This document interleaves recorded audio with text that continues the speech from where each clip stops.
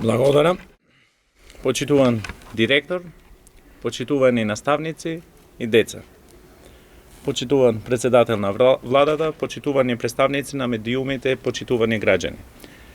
Денеска заедно со председателот на владата, господин Димитар Ковачевски, сме во посета во општина Прилеп, каде изминатиот период централната власт даде огромна поддршка на локалната самоуправа за да ги подобри условите за настава на неколку училишта, меѓу кои и гимназијата Мирче Ацев.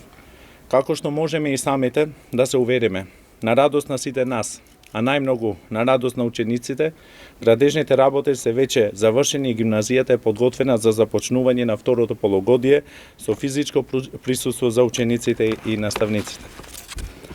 Поради градежните активности во насока на осовременување на училишниот објект, како што знаете и самите во првото полугодие наставата на учениците во ова училиште ја следеа онлайн.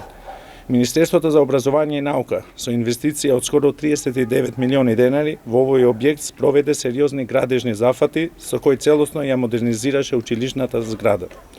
Гимназијата доби целосно нов надворешен изглед, со нова енергетска ефикасна фасада, но и ново внатрешно уредување со замена на прозорци, подови и санитарни јазди, како и поставување на лифт. За овие работи се одвоени 23,2 милиони денари. Претходно со инвестиција од 14,4 милиони денари направивме целосна замена на дотројна кровна конструкција.